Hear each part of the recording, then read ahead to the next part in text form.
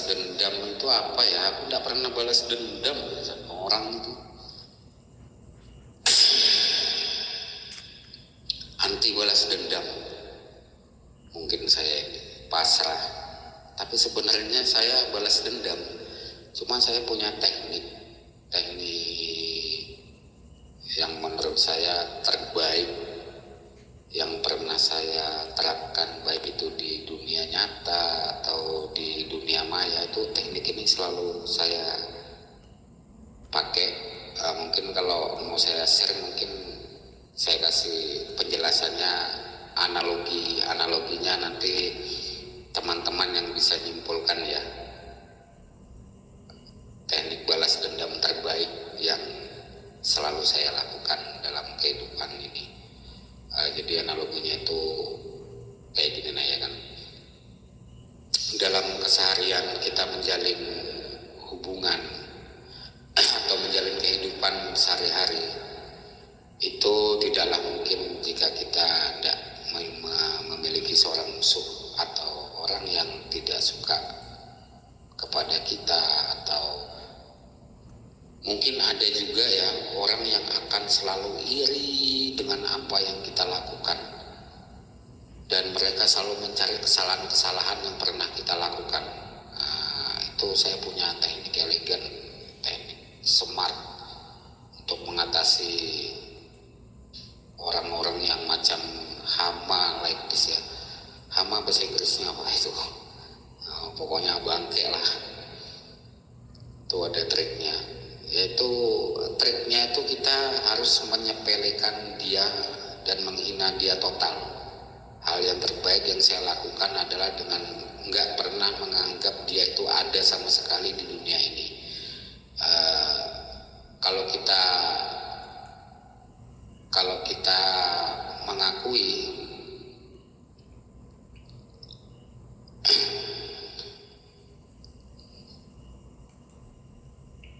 dengan mengakui orang-orang yang mengganggu kita itu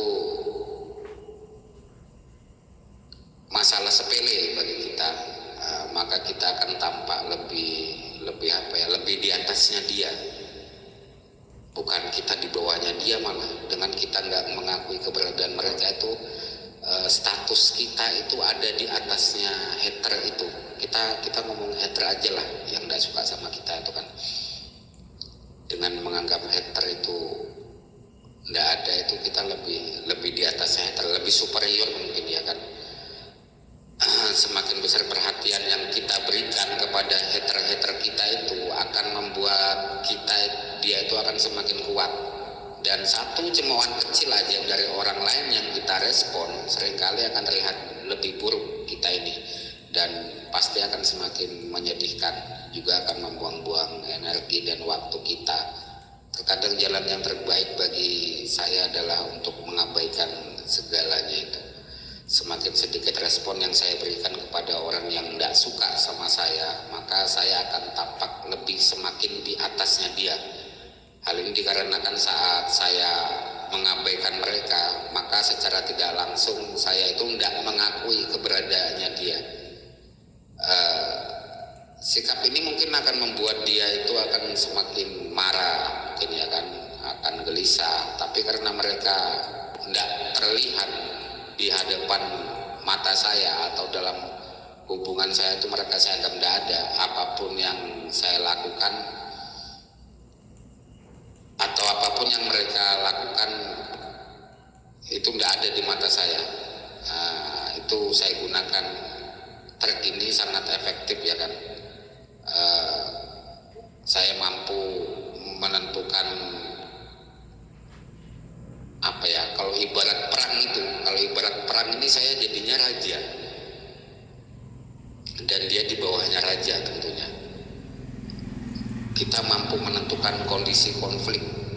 Jadi kan kita tidak suka sama si hater itu tidak suka sama kita. Ibarat perang itu kondisinya itu sudah kita dapat, kita sudah tahu arahnya mau kemana, itu kita sudah tahu. Ibarat perang itu, syarat-syarat perang itu kita yang menentukan, malah bukan dia. Itu yang bikin kepuasan saya pribadi lah ya kan, itu semakin tinggi. Karena saya berpikir ya saya raja. Kalau raja ya tahu sendiri lah. Raja itu pokoknya gimana ya, pakai taktiknya raja itu sangat efektif. Jadi raja itu kalau dia suka dia ambil, kalau dia tidak suka dia abaikan. Apapun yang menyinggung perasaan saya abaikan. Ini akan membuat orang lain itu pasti, hater-hater itu kan marah ya kan, mungkin egois, mungkin ya tergantung dilihat dari sisi mana. Keegoisan itu kadang perlu juga ya teman-teman ya. Ada waktu kita itu harus egois, ada waktu kita itu juga harus mengalah. Semua tindakan yang mereka lakukan, hater-hater itu lakukan, semua tindakannya itu adalah untuk mendapatkan perhatian dari kita kan sebenarnya kan. Tapi kalau kita tidak memberikan perhatian kepada mereka, dalam hal ini menyepelekan lah, anggap tidak ada, itu lama-lama akan membuat mereka akan jadi marah. Jadi kuncinya itu sebenarnya, analoginya itu begini loh. Analoginya tuh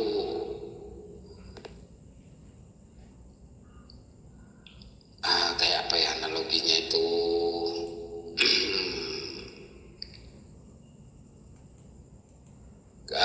Keinginan itu seringkali menciptakan efek yang bertentangan. Semakin saya itu menginginkan sesuatu, semakin keras usaha saya itu untuk mengejarnya, maka hal itu akan semakin sulit untuk saya peroleh kan. Dan semakin besar minat yang saya tunjukkan, maka saya akan semakin menjauhi objek keinginan saya itu. Hal ini disebabkan oleh minat saya yang terlalu besar. Minat ini akan membuat orang lain merasa canggung, bahkan takut. Keinginan yang tidak terkendali itu akan membuat saya akan semakin lemah dan tidak berharga juga, semakin menyedihkan menurut saya sih. Orang yang berusaha mengurusi orang-orang yang selalu mengganggu saya dengan sikap saya menyepelekan mereka itu apa ya,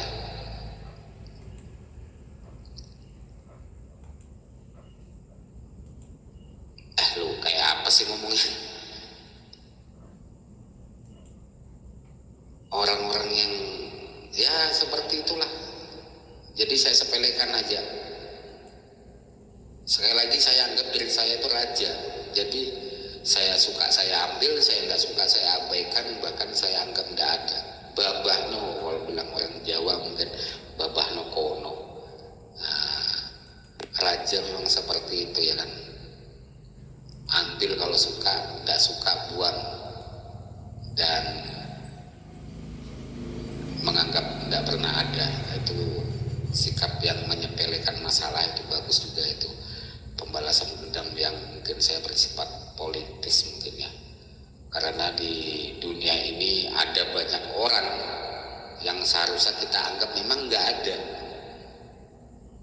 Jadi nggak ada pembalasan yang lebih baik dari sikap kita yang acuh tak acuh. Karena sikap acuh tak acuh itu sama aja apa ya,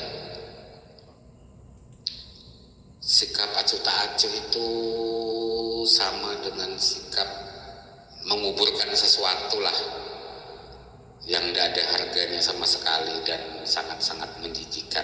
Nah, itulah mungkin balas dendam cerdas, dengan tidak menganggap dia itu ada. Tergantung dari kitanya juga. Mungkin kalau masih pertama kali mencoba, mungkin godaannya berat ya kan, namanya